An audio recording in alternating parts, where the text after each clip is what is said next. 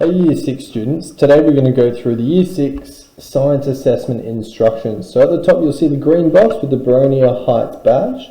Below that I need you to write your name, that's your full name, first and second name, the class that you're in, and the date that you're completing this test.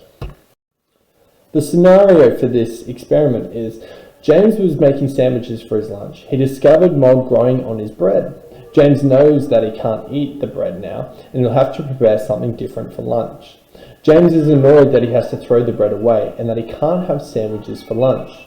He would like to know the best environment for storing bread so that it is less likely to go moldy again. Part A is to investigate mold growth. The question is, what happens to mold growth when we change the temperature?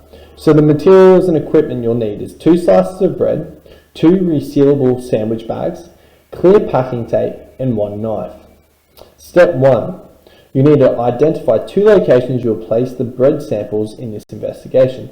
Think about 2 places with different temperatures. For example, I'll be looking at 1 sample in the fridge and 1 in the cupboard or pantry. Now, as soon as you put the bread in those locations, you need to predict. So what do you think will happen to the bread in each location? Location 1, for example, is the fridge. I predict and then tell me. Location 2, which could be your pantry, I predict that, tell me. Step 3, you need to conduct the investigation by placing your bread in the bags and leaving them in that location. Part B, observe and record. Record and organize your ongoing data and observations on the following pages. Record observations of each bread sample on grids. Record white mold by drawing a circle in the square where it appears.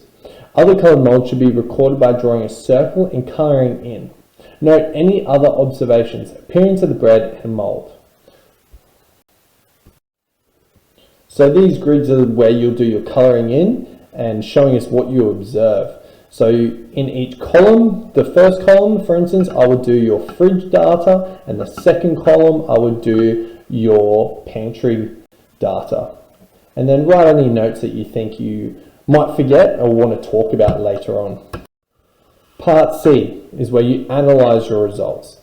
So question 1, describe the amount of mold growth on the bread slices from the 2 environments. So describe what you see and any differences between them. Question 2, identify the best place James should store his bread in the future to minimise mold growth. Think about the results from your investigation to write a response. So this is where I'm expecting you guys to use the data you've received, give me examples, and prove that you have the best place to put the bread now.